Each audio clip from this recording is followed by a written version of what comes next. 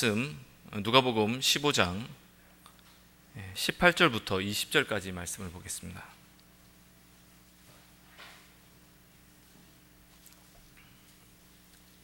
누가복음 15장 18절에서 20절 말씀입니다.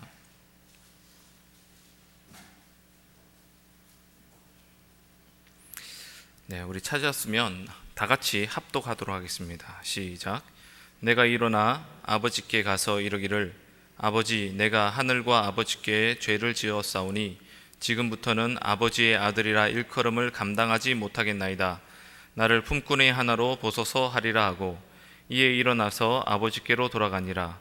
아직도 거리가 먼데 아버지가 그를 보고 측은히 여겨 달려가 목을 안고 입을 맞추니. 아멘. 오늘의 말씀의 제목은 죄를 인정하고 고백하는 용기라는 제목의 말씀을 드리겠습니다. 지난 두 번째 시간에 저희가 본문이 15장 11절부터 17절까지 말씀을 가지고 타락의 과정과 회개의 과정이라는 제목으로 말씀을 드렸는데, 이제 그것과 연결되는 그 다음 과정에 대한 이야기입니다. 지난주 토요일 날 말씀을 안 들으신 분들을 위해서 제가 살짝 요약을 좀 하고 말씀을 계속 이어가도록 하겠습니다. 우리가 죄를 짓는 이유는 우리가 죄를 좋아하기 때문입니다. 죄가 주는 즐거움, 쾌락, 기쁨, 이런 것들을 우리가 좋아하기 때문에 죄를 짓습니다. 죄가 싫지만 어쩔 수 없이 죄를 짓는 경우는 중독에 빠진 사람들은 자기들이 끊고 싶어도, 그만하고 싶어도 어쩔 수 없이 하게 되는 그런 죄가 있겠지만, 하지만 이것도 그것을 하는 동안에는 좋아서 합니다. 막 정말 하기 싫은데 억지로 죄를 짓는 사람은 아무도 없습니다. 그러므로 우리가 회개하기 위해서는요, 근본적으로 죄를 좋아하는 마음을 버리고 하나님을 좋아하는 마음으로 바꾸어야 합니다. 그럼 사람이 죄를 좋아하게 된 이유는 무엇인가 했을 때에 그 첫 출발점은 사단의 거짓말이었습니다. 사단이 아담과 하와에게 거짓말을 하였고, 그래서 죄를 짓게 되었는데, 그 죄가 또 우리의 욕망과 연결되어 있기 때문에, 무슨 말이냐면 우리가 원하는 것이 죄하고 연결되어 있기 때문에 우리가 죄를 좋아하고 계속 짓게 되는 겁니다. 그 첫 출발점은 사단의 거짓말이었습니다. 이 죄로부터 돌아서기 위해서, 회개하기 위해서는 죄가 싫어져야 하고 반면에 하나님을 좋아해야 한다고 말씀드렸습니다. 그런데 이런 변화, 그러니까 죄가 싫어지고 하나님의 것이 좋아지는 것, 이것은 가치관의 변화를 말하는데, 그런데 이런 변화가 내가 원한다고 해서 그냥 막 되는 것은 아닙니다. 내가 원해서 될 것 같으면은 아마 모든 사람들이 아마 쉽게 다 변했을 것입니다.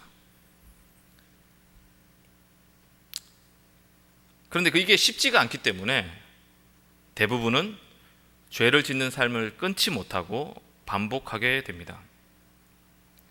하지만 하나님께서는 이렇게 죄를 짓는 사람들의 상태를, 이 일을 그냥 내버려 두시지 않으시고 개입하셔서 우리로 하여금 죄에서 돌이키게 하십니다. 다양한 하나님의 시도에도 사람들이 반응하지 않으면 거의 마지막 방법으로 하나님께서 하시는 것이 우리를 고난 속에 넣는 것입니다.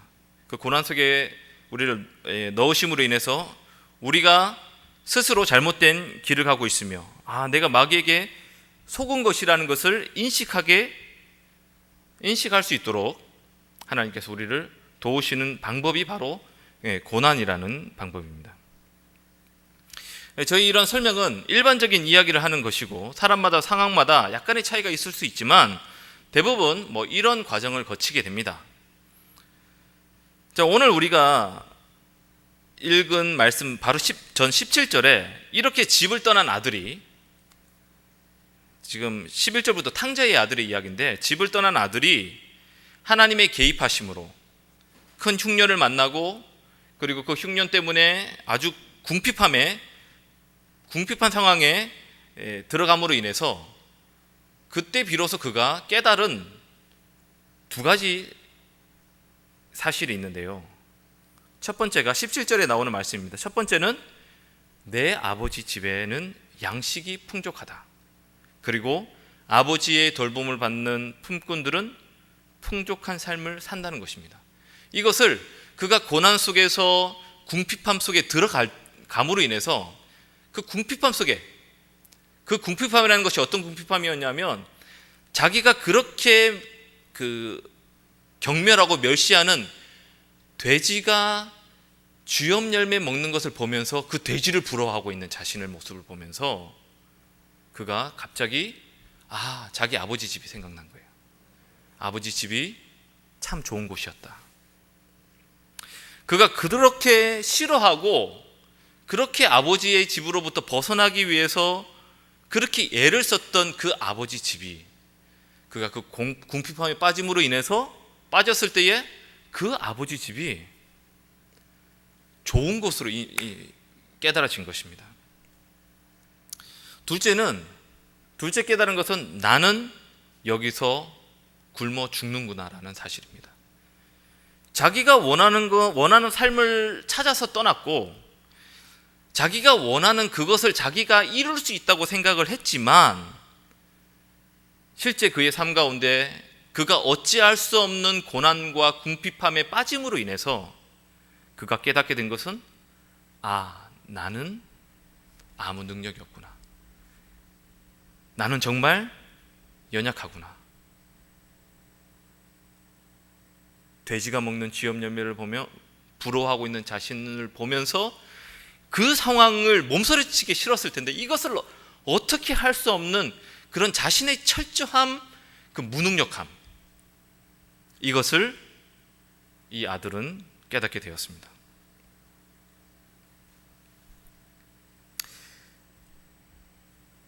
이러한 사실을 깨닫는 것이 회개의 전체는 아니지만, 이것을 깨닫는 것이 회개의 시작점이 된 것은 분명합니다.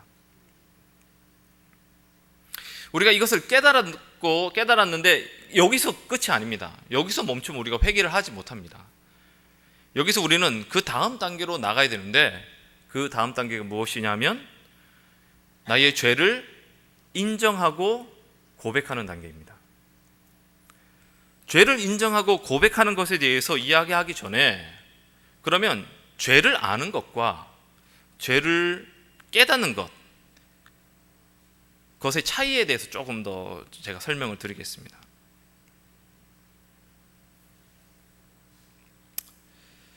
죄를 깨닫는 것은요,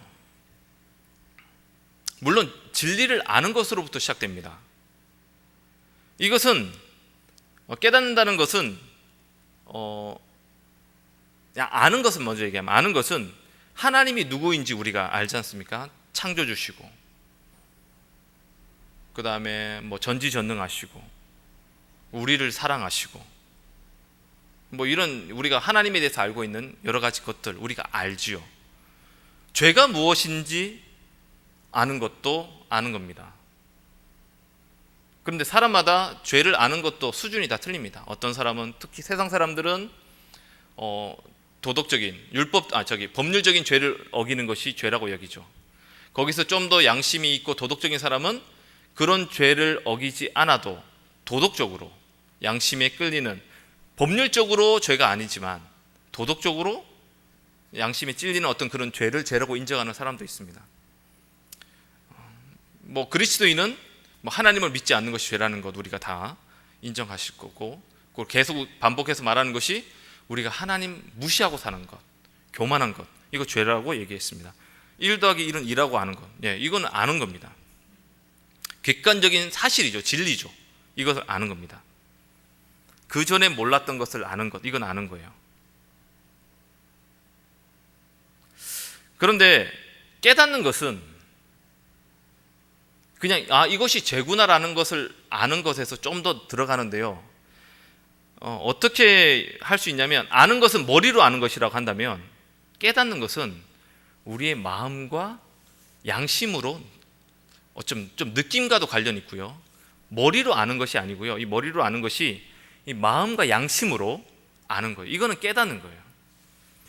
아는 것이 지식이라면 깨닫는 것은 지혜라고 말할 수도 있습니다.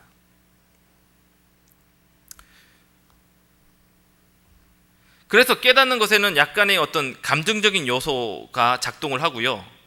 죄를 깨달을 때 깨달음으로 인해서 갑자기 탄성이 나오게 됩니다. 뭔가 이렇게 아무튼 이런 것들이 나타나게 됩니다. 그런데 이러한 그 아는 것이나 지식은 개인의 내면에서 일어나는 거예요. 머리로 아는 것도 이렇게 지식 우리 안에 있는 것이고, 깨닫는 것도 우리의 마음이나 이런 곳으로부터 알게 되는 거예요. 내면적인 겁니다. 제가 예를 들어 좀 더 설명하겠는데, 교만하는 것이 죄의 근원이라는 것을 우리가 알았습니다. 근데 알았다고 해서 누구나 다 그것을 회개하는 것은 아닙니다. 도리어 그러니까 아는 것도 깨달은 것도 다 같이 포함되는데요. 우리가 알고 깨달았다고 해서 다 회개하는 것은 아닙니다. 우리가 알고 깨달은 것을 가지고 내가 회개하는 것이 아니라 다른 사람을 정죄하고 판단할 수도 있어요. 그러니까 아는 것과 깨달은 것만 가지고는 안 되고 더 나가야 되는데, 제가 오늘 얘기하려는 인정하고 고백하는 것, 이것은 죄라는 객관적인 사실을 주관적으로 받아들이는 겁니다. 그러니까 나의 것으로 받아들이는 거예요. 내 내면에 있는 것이, 그리고 그것이 내 내면에서만 있는 것이 아니라 어떤 식으로든 표현이 되는 겁니다. 우리가 18절, 19절 말씀을 우리가 다시 한번 읽어보겠는데요. 18절과 19절 말씀을 한 번 더 읽겠습니다. 자, 시작.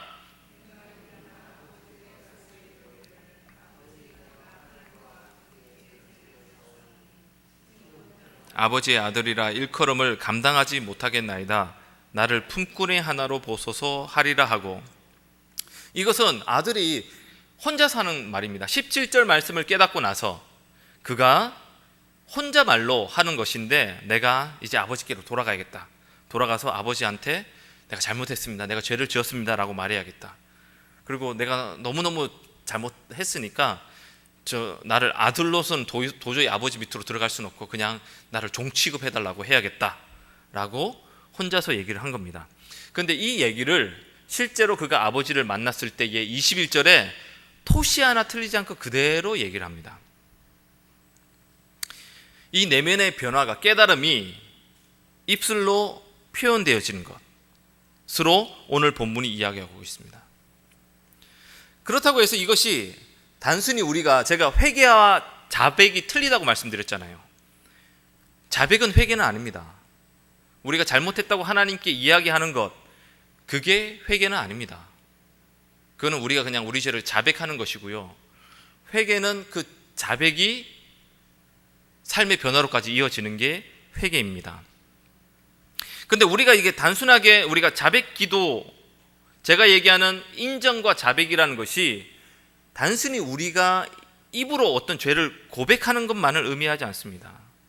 저는 제가 얘기하고 있는 이 인정과 자백은 회개의 과정 가운데 하나의 단계로서 말하는 거예요. 그래서 이 자백과 죄를 인정하는 것은, 혹시 여러분들이 이전에 여러분들이 죄를 지었을 때에 하나님께 그냥 이렇게 잘못했다고 이야기를 하고 그 다음에 다시 그 죄를 반복해서 짓는 그런 거하고는 틀립니다. 그 전에 회개를 입술로만 하고 다시 죄를 짓는, 반복적으로 짓는 그런 자백과 인정이 아니라, 이 자백과 인정을 통해서 실제로 하나님께 돌아가는, 내 삶이 바뀌는, 그 죄가 끊어지는, 멈추게 되는 그 과정 가운데 자백과 인정이라는 겁니다. 그냥 우리가 기계적으로 자신의 죄를 열거하는 그런 것이 아닙니다. 그렇기 때문에 지금 제가 이야기하려고 하는 이 자백과 인정은 그냥 우리가 입술로 우리 죄를 열거하는 것보다 훨씬 어려운 겁니다. 이것이 생각보다 어렵다고 하는 것을 보여주는 성경 이야기가 있습니다.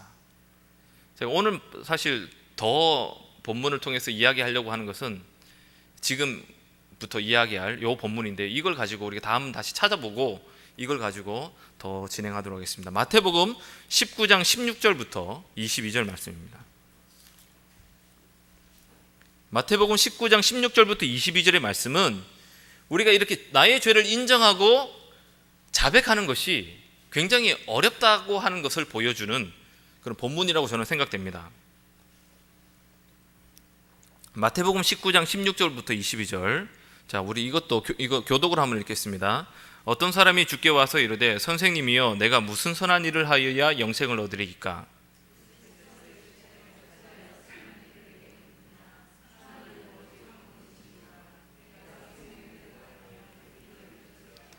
이르되 어느 계명이오니이까? 예수께서 이르시되 살인하지 말라, 간음하지 말라, 도둑질하지 말라, 거짓 증언하지 말라.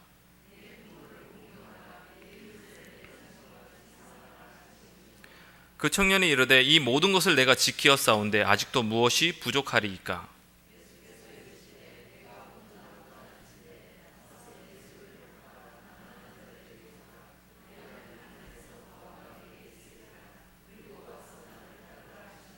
그 청년이 재물이 많음으로 이 말씀을 듣고 근심하며 가니라. 영생에 대해 관심이 많은 한 부자 청년이 예수님께 찾아와서 영생의 길을 물었습니다. 예수님은 그 부자 청년의 질문에 답변을 하시고, 그리고 어떻게 하셨고, 그 다음에 어떻게 하라고까지 말씀을 하셨습니다. 마지막에 그의 전 재산을 팔아 가난한 자들에게 나눠주고 나를 따르라는 말씀을 하실 때 그 청년은 그 얘기를 듣고 고민하며 돌아갔다고 이야기하고 있습니다. 이 부자 청년의 모습이 많은 사람들이 회개에 실패하는 모습을 잘 보여주고 있다고 생각합니다. 부자 청년은 영생의 길을 물으러 왔지만 왜 근심하면서 돌아가야 했을까요? 먼저 부자 청년의 질문을 보게 되면 내가 무슨 선한 일을 하여야 영생을 얻으리까 얻겠습니까? 라고 질문했습니다. 부자 청년의 질문을 통해서 그가 최소한 영생에 관심이 있었음을 우리는 알 수 있습니다. 그런데 그가 잘못 알고 있었던 부분이 있었는데, 그것이 뭐냐면 그는 영생을 얻는 것이 어떤 행동을 통해서 얻는다고 생각한 겁니다. 이것은 일반적으로 다른 종교나 일반적인 사람들이 생각하는 구원을 얻는 방법이죠. 다른 종교에서도 뭔가 선행을 해서 구원을 얻는다고 얘기를 하지 않습니까? 기독교인들 중에도 내가 어떤 선한 일을 해야 영생을 얻는다고 생각하는 분들이 있습니다. 하지만 이 부자가 왜 이런 질문을 했을까 생각해 보면 아마 그는 그렇게 배웠을 겁니다. 그러니까 어떤 우리가 착한 일을 해야지 영생을 얻을 수 있다라고 아마 배웠으니까 아마 이렇게 생각을 했다고 생각합니다. 잘못 알고 있었던 거죠. 잘못된 지식을 갖고 있었던 거예요. 결국 우리가 잘못 알고 있으면 잘못 믿을 수밖에 없습니다. 우리가 뭔가 선한 행동을 해서 구원을 받는다라고 우리가 알고 있다면 당연히 그 사람은 그것이 영생을 얻는 길이기 때문에, 방법이니까 열심히 그것을 할 것 아닙니까? 그러니까 잘못된 지식이 잘못된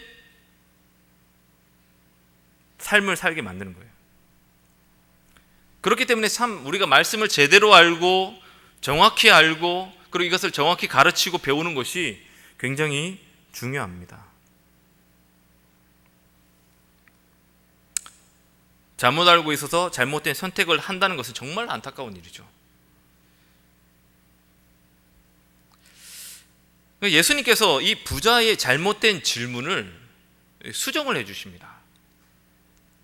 뭐라고 말씀하시냐면 17절에 어찌하여 선한 일을 내게 묻느냐?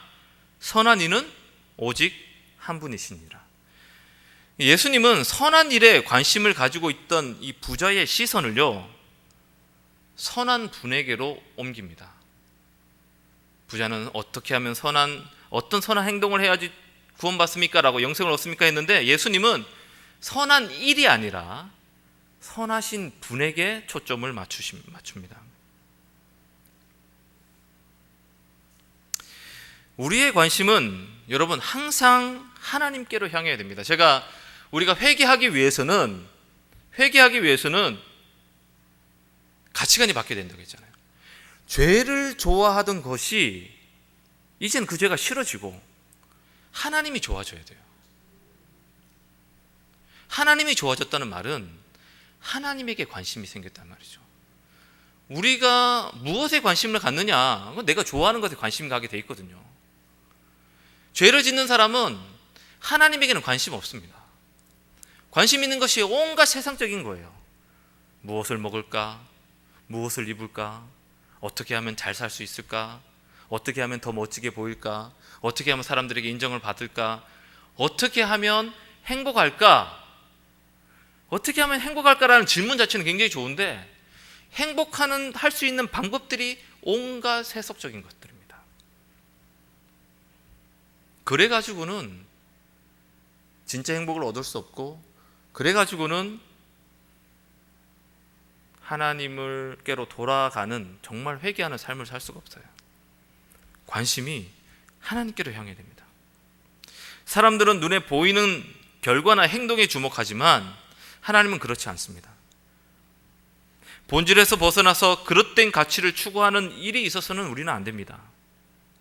무엇이 우리에게 더욱 중요한지를 늘 질문하고 우리는 스스로 확인해 봐야 됩니다. 내 인생에서 정말 내가 중요하게 여기는 것이 무엇인가? 나는 정말 어떤 것에 관심이 있는가? 우리는 종종 하나님에게 관심을 갖지 않고 하나님이 주시는 것에 관심을 갖습니다. 하나님을 기쁘시게 하기보다는 사람을 기쁘게 할 때도 많습니다. 우리가 진짜 추구해야 되는 것은 진리 그 자체여야 됩니다. 지난주 토요일 날 말한 것과 일맥상통하는 이야기입니다. 하나님께로 나의 가치가 전환되는 일. 예수님은 종교적인 행위가 아니라 하나님을 기쁘시게 하는 일, 그분 자체에 관심을 가질 것을 지금 촉구하셨던 겁니다. 그리고 예수님께서 말씀하신 것이 무엇이냐? 계명을 지키라는 거였습니다. 자, 내가 무엇을 해야 영생을 얻겠습니까? 라고 질문하는 그 사람의 관심을 어떤 행동에서 하나님께로 바꿨습니다. 그리고 나서 예수님께서 하신 말씀은 계명을 지키라는 것이었습니다. 그런데 이 예수님께서 계명을 지키라고 하신 것에 우리가 좀 조심해야 될 것은, 여기서 예수님께서 이런 저런 행동을 해라 라고 물론 말씀하셨습니다. 도둑질하지 말라, 이웃을 사랑하라 쭉 얘기하셨죠. 간음하지 말라 쭉 얘기를 하셨습니다. 그런데 예수님께서 정말 하시고 싶었던 건 무엇이냐면 어떤 행동 자체가 아니라, 물론 그 행동도 우리가 포함되지만 지금 예수님께서 계명을 지키라고 말씀하신 것은요, 행동 자체가 아니라 우리의 태도입니다. 이 영어 성경을 보게 되면 obey the commandments라고 해가지고 말씀에 순종하라는 말입니다. 그러니까 지금 이거는 계명을 네가 이것을 해라 저것을 해라라는 어떤 행동 하나하나에 대한 말씀이 아니라, 예수님께서 계명을 지키라는 말씀은 말씀에 순종해라는 말이 있거든요.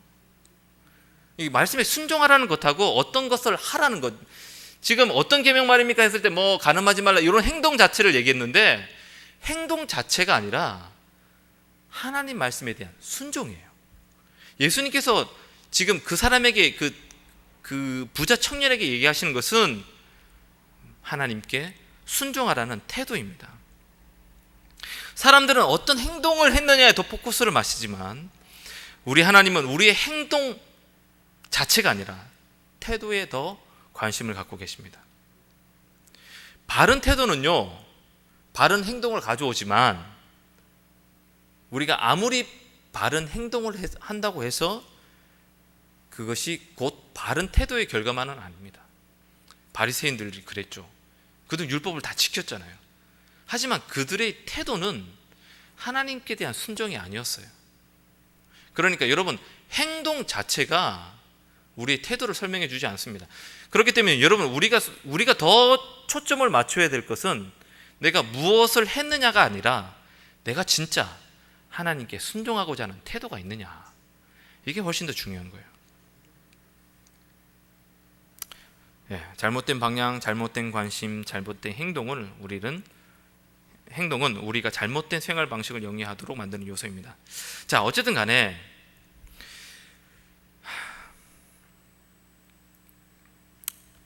하나님께서 그 계명을 지키라고 말씀하셨습니다. 예수님께서. 그럴 때 이제 이 부자 청년이 얘기를 하죠. 저는 이것도 하고 저것도 하고 막 이렇게 얘기를 했습니다.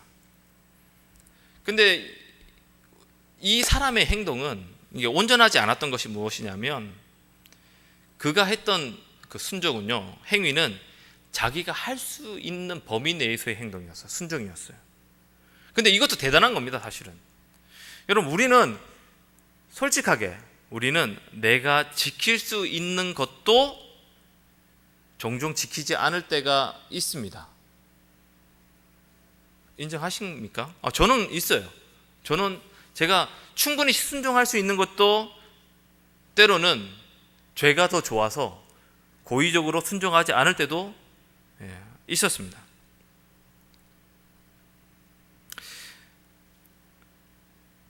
우리는 내가 지킬 수 있는 것도 종종 지키지 않습니다. 그런데 이 부자 청년은 자기가 할 수 있는 것들을 최선을 다해서 지킨 사람이었어요. 하나님의 말씀에 여러분 순종하는 것보다 우리는 내가 원하는 것을 하는 것을 더 좋아합니다. 여러분은 아닐지 몰라도 최소한 저는 그렇습니다. 그리고 하나님 말씀보다 내 생각이 더 옳다고 생각할 때가 있습니다. 그게 우리예요. 그런데 이 청년은 계명들을 다 지켰다고 얘기했어요. 저는 무엇보다 이 청년이 얘기한 것 중에 인상적인 것들은 무엇이냐면, 마지막에 얘기한 겁니다. 내 이웃을 내 자신과 같이 사랑하라 하신 것이니라. 예수님께서 이렇게 딱 말씀했을 때 이 청년은 아주 자신 있게, 예수님, 제가 이 모든 것들을 다 지켰습니다. 다른 계명들은 사실 웬만한 사람들도 지킬 수 있는 것인데, 사실 이 내 이웃을 내 몸과 같이 사랑하라는 이 계명은 정말 지키기 어려운 계명인 것 같거든요. 그런데 이 부자 청년은 그 계명에 대해서도 다 지켰다고 얘기를 했어요. 정말 대단하지 않습니까? 제가 봤을 때 이 부자 청년은 저보다 도덕적으로, 율법적으로 진짜 더 훌륭합니다. 저도 제 이웃을 제 몸과 같이 사랑하지 못할 때가 너무 많습니다. 그런데 이 청년은 그거 다 지켰다고 아주 자신 있게 얘기할 만큼 정말 율법적으로 정말 훌륭한 사람이 있죠. 그런데요, 예수님께서는 그것을 했어도 영생을 얻을 수 없다고 말씀하십니다. 그거 다 지킨 그 청년을 향해서 너에게 부족한 점이 있다, 그 부족한 점을 얘기합니다. 그런데 그 부족한 점 하나가 그의 영생의 문제를 좌우하는 중요한 요소였다는 거예요. 그런데 그게 뭐였냐? 그에게 부족했던 단 하나, 그게 뭐였냐? 그가 사랑하는 대상이었습니다. 그가 정말 사랑하는 것.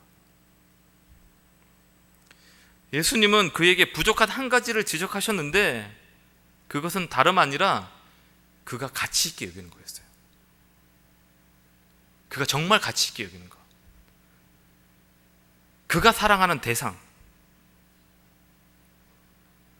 예수님께서 부자 청년에게 요청하신 것, 내 소유를 팔아 가난한 자들에게 주라는 것이었습니다. 근데 좀 이상하지 않습니까? 여러분, 이미 이 청년은 자신의 이웃을 사랑하던 사람이었어요. 그가 예수님 앞에 제가 이 계명을 다 지켰습니다라고 말할 때에 그 사람이 그 이웃을 사랑했던 것이 뭐였겠어요? 그냥 뭐 말로 이웃 사랑했겠습니까? 저는 아니라고 봅니다. 이 부자 청년은 자기 재물을 가난한 자들에게 나눠줬던 사람이에요. 자기의 재물을 기꺼이 가난한 자들에게 아낌없이 나눠줬던 사람이었습니다. 그랬던 사람이 이 말씀 앞에서 근심하여 돌아갔어요. 이게 그가 가진 한계였습니다. 그가 계명을 지켰는데 그가 이 말씀 앞에서 돌아가는 것을 보면서 이 사람이 했던 그 순종은 자신이 할 수 있는 범위 내에서의 순종이었구나. 예수님께서 그가 마지막에 정말 버려야 되는 한 가지를 말씀하셨을 때에 그는 차마 그것은 포기할 수 없었던 거예요. 그래서 돌아갔습니다.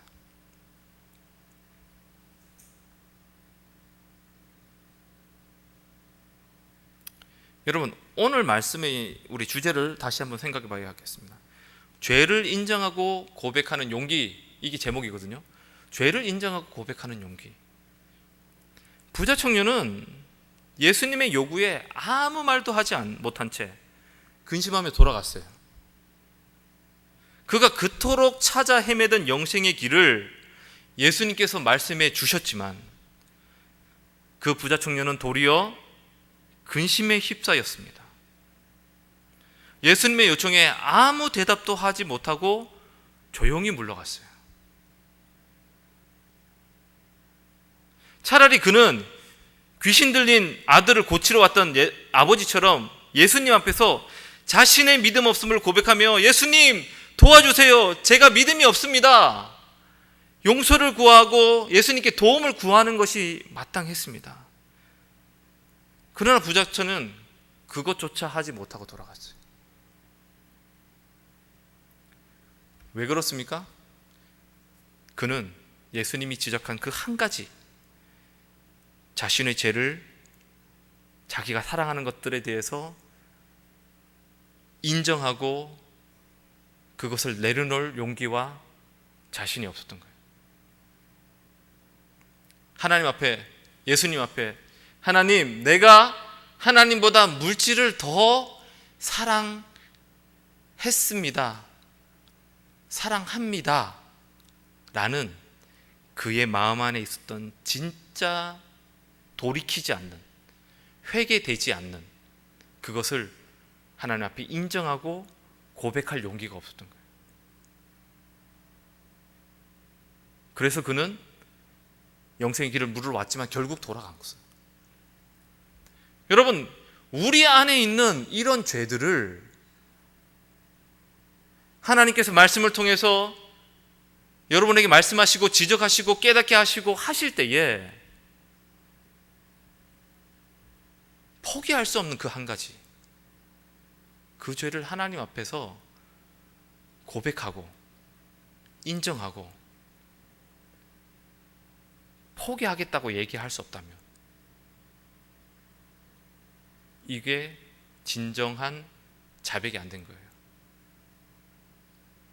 그냥 내가 이런 죄를 지었습니다 라는 수준이 아니에요. 이거는 단순히 앞에 가서 하나님, 제가 하나님보다 물질을 더 사랑합니다, 이제 용서해 주세요 라고 돌아가서 또 계속 물질 사랑하고, 이거 아니에요. 하나님 앞에서 인정하고 나의 죄를 깨닫고 고백하고 인정했을 때, 지적 딱 했을 때, 그 말씀이 내 앞에 탁 찔렸을 때에 내가 그걸 사랑했던 것에 대해서 진실되게 고백할 수 있는가. 이 부자 청년은 그 못하고 돌아갔어요. 이거 정말 여러분 할 수 있겠습니까? 이거 쉽지 않습니다. 로마서 10장 10절을 보게 되면 사람이 마음으로 믿어 의에 이르고 입으로 시인하여 구원에 이른다는 말이 있습니다. 마음으로 믿어 의에 이르고 입으로 시인하여 구원에 이른다. 여러분, 구원받을 때 다 마음으로 믿고 입으로 시인해서 예수님을 나의 주인이요 구원자로 받아들이겠습니다 하고 시인했고, 그래서 구원받았죠. 구원을 설명하는 말씀이지만 오늘 제가 이야기하고 있는 이 회개에 있어서 죄를 인정하고 고백하는 것하고 동일한 겁니다. 10절 이후의 말씀을 보게 되면 이스라엘의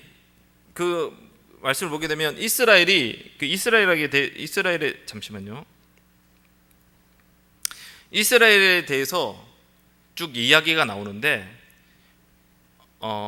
그들이 선지자를 통해서 하나님께서 그들에게 알려주시고 깨닫게 하시고 죄를 지적했는데, 그들이 듣지 못해서 알지 못해서 믿지 않은 것이 아니라고 말씀이 나옵니다. 18절에 보게 되면 그러나 내가 말하노니 그들이 듣지 아니하였느냐? 그렇지 않다.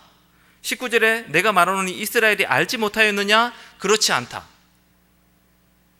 그들이 알았고 들었음에도 불구하고 그들이 회개치 않았다라고 얘기합니다. 알고 듣고 깨닫고 했다고 해서 우리가 하나님께 돌아갈 수 있는 건 아니에요.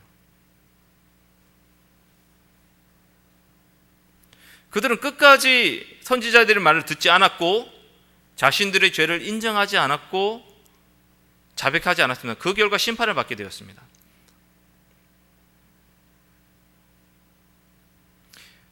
여러분은 어떻습니까? 여러분 스스로 어떻게 생각하십니까? 여러분은 죄를 인정하고 자백하십니까? 제가 여기서 인정하고 자백한다는 그 의미는 죄를 열거하는 것이 아니라는 거 이제 아시겠죠? 어떠한 자백과 인정이라는 거 아시겠죠? 이스라엘 백성들은 하나님의 선지자를 통해서 아무리 경고해도 죄를 인정하지 않고 회개하지 않았습니다. 저는 솔직히 그런 걸 볼 때마다 이스라엘 사람들 참 어리석다고 비난했었습니다. 그런데 제가 그들보다 낫지 않았어요. 여러분들은 그들보다 낫습니까?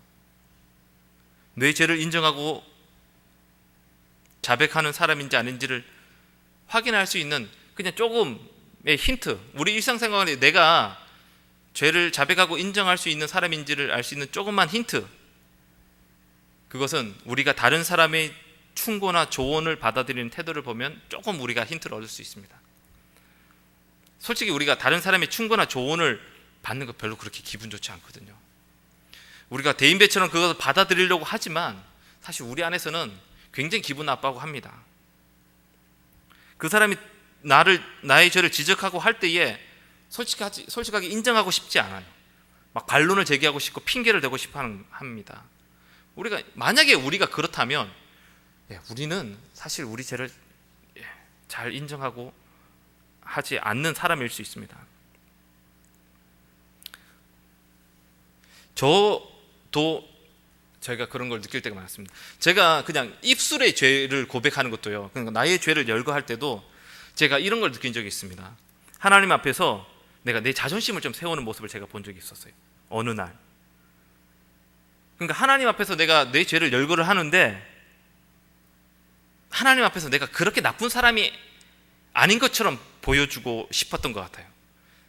그래서 죄를 고백을 할 때에도 낱낱이 나의 죄를 고백하는 것이 아니라 두리뭉실하게 고백을 합니다. 두리뭉실하게, 우리가 흔히 잘 사용하는 회개기도, 하나님 제가 세상에 나가서 육신이 연약해서 죄를 많이 지었습니다. 용서해 주세요. 이런 것도 그런 케이스겠죠. 우리 이렇게 회개하는 건 진짜 회개 아닙니다. 이렇게 회개하면 이건 정말 진짜 회개라고 할 수 없어요. 사실 죄를 할 때 우리가 조금 낱낱이 회개해야 됩니다. 불구하고 저는 그렇게 느낀 적이 있어요. 제가 그렇게 회개하는 것을 되게 하나님 앞에 좀 부끄럽게 느끼고 뭔가 그렇게 하고 싶지 않은 느낌을 제가 받은 적이 있었습니다. 자꾸 좀 포장하려고 하는 거죠. 그런 경향이 저에게 있는 거예요.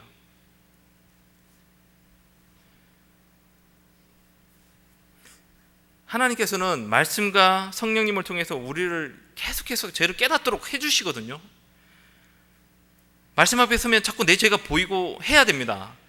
깨닫게 하시는데 자꾸 우리는 그것들을 좀 정직하게 좀 내놓지 않으려는 경향이 우리에게는 좀 있다고 저는 생각이 됩니다. 그런데 제가 하나님 앞에 정말 제 자신을 내려놓고 진실된 회개를 했던 경험을 하나 말씀드리겠습니다. 제가 45살에 하나님 앞에서 제가 얼마나 교만한 삶을 살았는지 제가 깨달았습니다. 45살에 제가 정말 하나님 앞에서 교만하게 살았다라는 것을 깨달았고, 정말 하나님 앞에서 그렇게 내가 교만하게 했던 삶에 대해서 정말 진실되게 오늘 얘기했던 인정을 하고 자백을 했던 경험이 있습니다. 그 경험이 어떤 경험이었냐면, 제가 성경을 읽다가 정말 그걸 깨닫고 하나님께 회개를 했는데요, 그 말씀이 어떤 말씀이냐면 로마서 3장 28절 말씀입니다. 제가 그 말씀을 메시지 성경으로 읽었는데, 여기 한번 띄워주시겠습니까? 제가 이 말씀을 읽으면서 정말 하나님 앞에 저의 교만함에서 철저하게 회개했습니다. 메시지 성경이 어떻게 기록하고 있냐면, 우리가 알게 된 것은 이것입니다. 우리가 행하는 일에 하나님이 응답하시는 것이 아니라는 것입니다. 사실은 하나님이 행하시는 일에 우리가 응답하는 것입니다. 이렇게 해야 된다는 말이에요. 마침내 우리는 이 사실을 깨달았습니다. 우리의 삶이 하나님과 또 다른 사람들과 발맞추어 나가려면 우리가 그분의 발걸음을 따라가야지, 거만하고 초조한 마음으로 우리가 행진을 이끌려고 해서는 안 됩니다.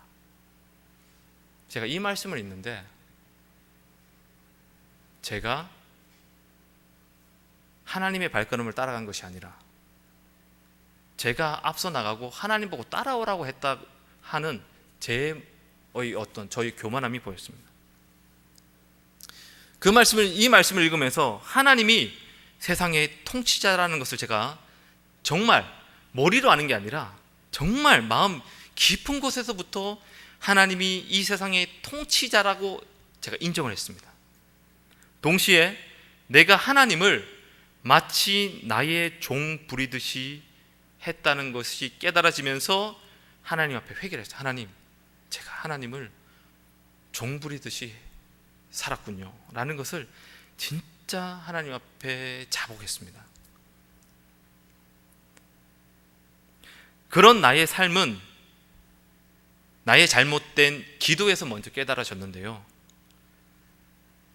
제가 하나님의 일이라는 명분으로 하나님과 상관없이 나 스스로 계획을 세우고 하나님께 이것을 도와달라고 기도했던 그것이 얼마나 교만한지 깨닫게 된 겁니다.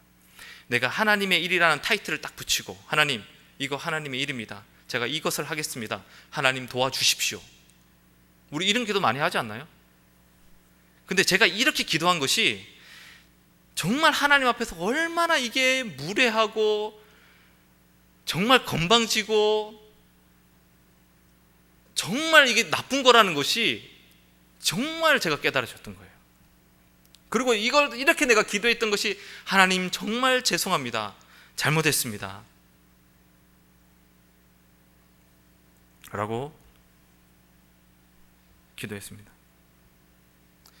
내세운 계획이 하나님과는 전혀 상관없는 내 욕심이라는 것도 제가 깨닫게 됐습니다. 제가 그렇게 이름 타이틀은 붙였지만 그게 하나님의 뜻이 아니라 내 욕심이었다는 것이 깨달아졌던 겁니다.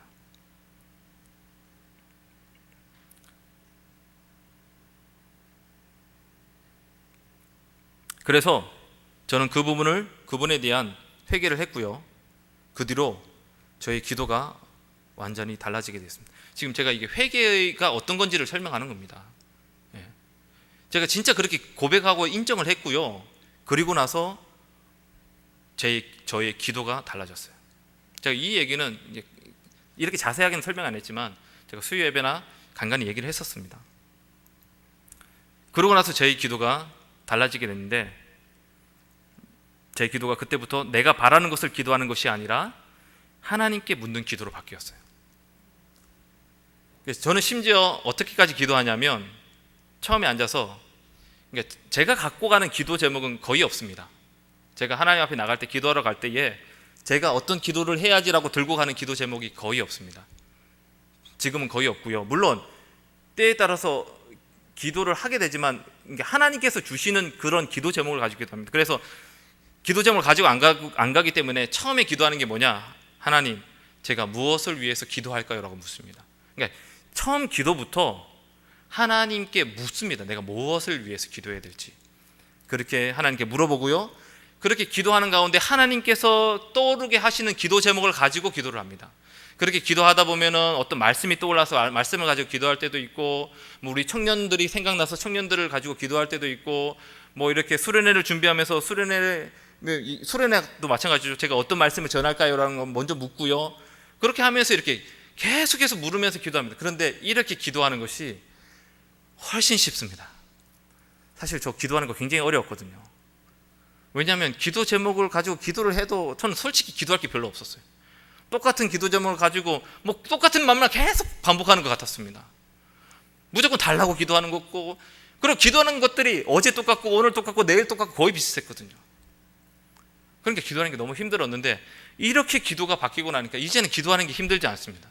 1시간 거뜬합니다. 하나님께서 주시는 그 기도를 따라 기도하다 보니까, 그리고 하나님께서 뭐라고 하시는지 귀 기울이기 때문에 기도하는 것이 전혀 힘들지 않습니다. 그러니까 기도가 더 잘 되고 더 오래 할 수 있고,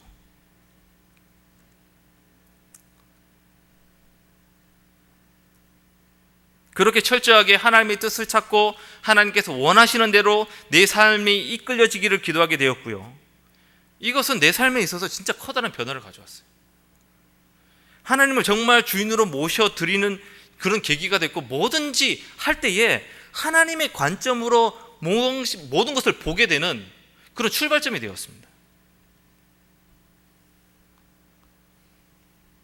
자, 그런데 제가 이런 자신의 죄를 인정하고 고백하는 것이 쉽지 않다는 얘기를 지금 계속해서 말하고 있습니다. 그런데 이것이 쉽지 않은 이유가 있습니다.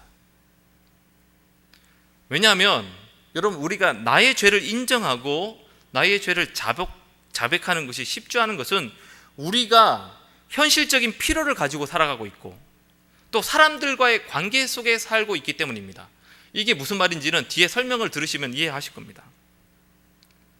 여러분, 죄로부터 돌아서서 하나님께로 방향을 바꾸는 것이라고 제가 말했는데, 이것을 좀 더 쉽게 설명하면 내가 좋아하는 것을 포기하고 하나님께서 원하시는 삶을 사는 거라고 말씀드렸습니다. 그런데 내가 이렇게 하나님께서 원하시는 삶을 살지 못하게 방해하는 것이 있는데, 그게 뭐냐면 이것이 우리가 이 현실의 속에서 살아가고 있기 때문입니다. 그게 뭐냐면 미련입니다. 미련. 내가 죄를 인정하고 자복하고 싶은데 나에게 미련이 있습니다. 무엇에 대한 미련이냐? 죄가 주는 즐거움과 기쁨에 대한 미련이에요.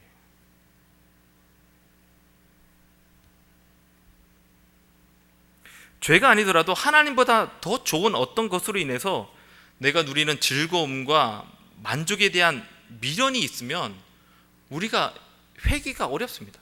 삶의 방향 전환이 어렵습니다. 이런 미련이 우리로 죄를 인정하고 고백하는 것을 주저하게 만듭니다. 왜냐하면 내가 이것을 포기하기가 싫은 거예요. 왜냐하면 이게 좋거든. 이게 주는 기쁨이 있잖아요. 그러니까 자꾸 미련이 남는 거예요. 미련이 남으니까 죄를 인정하고 돌이키고 싶지가 않은 거예요. 두 번째는요, 두려움 때문입니다.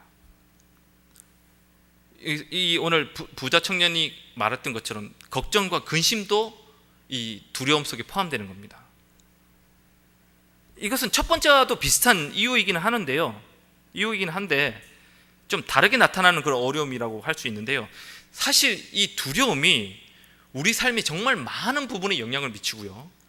이 두려움이 우리가 믿음으로 살아가지 못하게 만드는 굉장히 강력한 사단의 방해입니다. 여러분, 내가 죄를 포기하고 하나님께로 딱 돌아갈 때 이 부자 청년 생각해 보세요. 부자 청년이 그 돈을, 그가 사랑하던 그 돈을 버리고 나를 따르라고 했을 때 부자가 왜 근심하면서 갔을까요? 그걸 모든 걸 포기했을 때 그가 자기가 갖고 있는 것에서 사람들을 나눠주면서 사는 건 하는 건 오케이지만 자기가 그 모든 걸 다 나눠주고 자기가 가난한 사람이 되는 거잖아요. 자기 있는 거 다 나눠주면 자기가 가난한 사람이 되는 거 아닙니까? 그 가난한 사람으로 살아가는 것이 부자에게는 얼마나 두렵겠습니까? 안 두려울 것 같아요? 내가 하나님을 따라가면 죽을지도 모르고 엄청난 고생할지도 모른다는 그런 생각이 들면 두렵지 않아요? 두려움, 걱정, 근심이란 감정이 불러오는 거죠. 그리고 이것은 우리가 내 죄를 고백할 때에, 그리고 내 잘못을 인정할 때에 그것을 듣는 그 사람이 보일 반응에 대한 두려움과 걱정도 됩니다. 다양한 형태의 두려움이 있어요. 이 두려움이 우리가 하나님을 따르고 순종하는데 방해되는 경우가 정말 많습니다. 이것은 우리가 새로운 가치에 눈을 떠도 이런 두려움이 계속해서 밀려옵니다.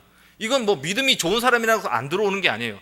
사단은 계속해서 이런 미련과 두려운 마음을 우리한테 막 주거든요. 그런데 그 두려움 때문에 우리가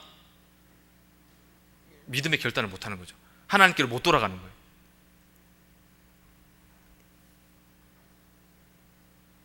그리고 우리가 꼭 기억해야 될 것은 이 회개라는 것이 다른 누군가의 관계에서 항상 일어난다는 것을 우리는 꼭 기억해야 됩니다.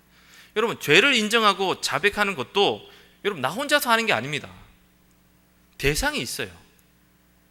오늘 본문에서 집에 나간 아들은 아버지에게 이야기를 하죠. 내가 하늘과 아버지께 죄를 지었습니다 라고 얘기를 했습니다. 아들은 자신의 죄가 아버지뿐만 아니라 하나님께 대한 죄라는 것을 인식했던 거예요. 그래서 여러분, 회개는요 항상 하나님과 다른 누군가에게 해야 합니다.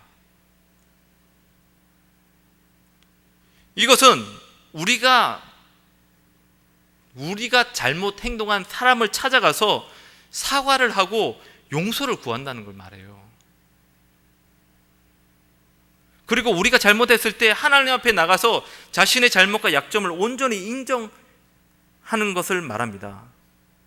여러분, 이런 게 없으면 이게 우리가 생각하는 그런 깊은 변화는 일어나지 않습니다.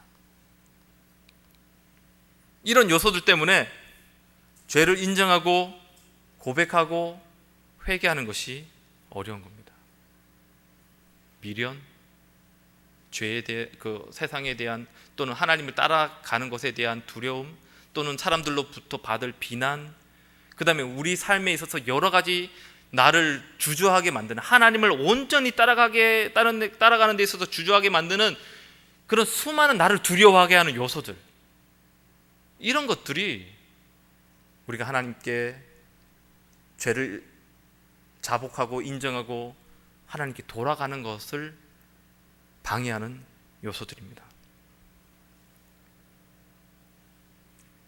부자 청년이 근심하며 돌아간 것은 이런 사탄의 감정적인 방해 요소에 굴복했기 때문입니다. 여러분, 이렇게 얘기하다 보니까 지금 이렇게 우리가 두려워하고 미련을 갖고 하는 이 모든 것들은요, 어떤 면에서는 믿음이 부족함을 보여주는 것 같습니다.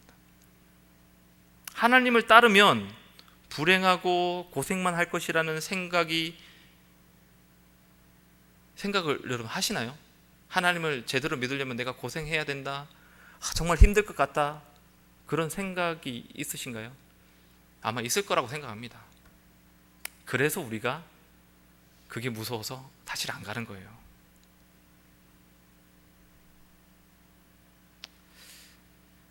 그런데 여러분, 그거는 하나만 알고 둘은 모르는 겁니다.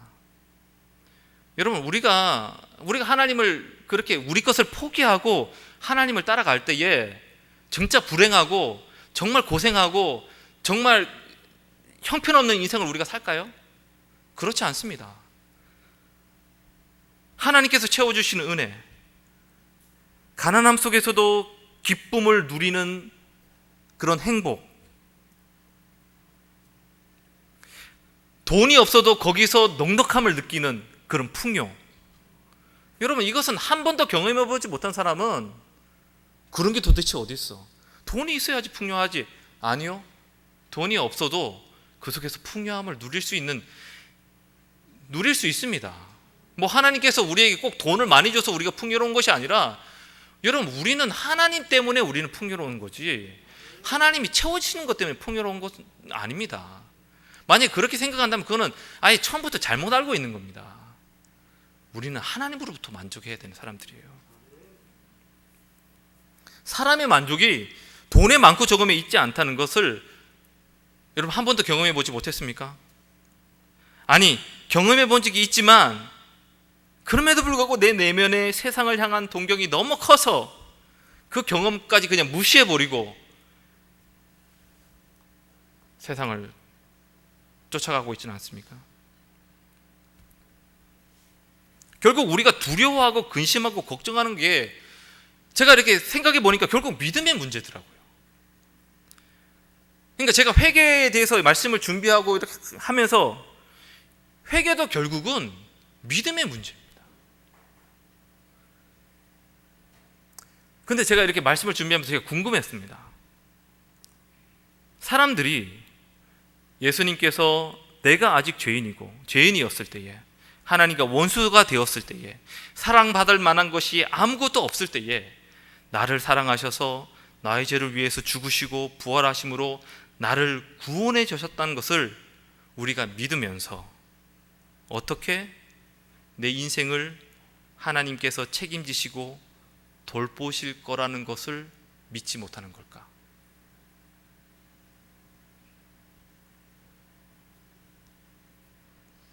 여러분, 제가 생각했을 때는요, 하나님께서 내가 원수가 되었을 때에, 내가 사랑받을 조건이 아무것도 없을 때에 나를 사랑하셔서 자기 아들을 보내셔가지고 나를 구원하셨다라는 것을 믿는 그 믿음은, 내가 구원받은 이후에 하나님께서 나의 삶을 지키시고 보호하실 거라는 것을 믿는 것보다 더 큰 믿음이 필요하다고 저는 생각합니다.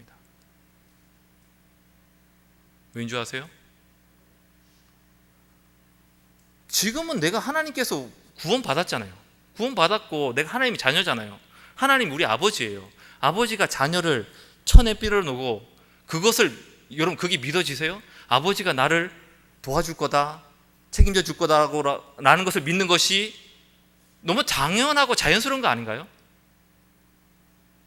이거는 정말 제가 봤을 때 그냥 누구든지 믿을 수 있는 믿음 같거든요. 그런데 우리가 원수가 되었고 사랑할 것 아무것도 없고 정말 원수가 되었는 그 원수를 사랑해서 자기 아들을 죽여서 우리를 구원해 줬다, 이것을 믿는 게 더 어렵지 않나요? 근데 제가 이게 좀 약간 준비하면서 이해가 되지 않는 건, 어떻게 그 사실은 다들 믿는다고 하는데 내 삶에서 나를 인도해 주시고 책임지실 그 하나님을 못 믿을까? 이게 뭐지? 라는 생각이 불현듯 들었습니다.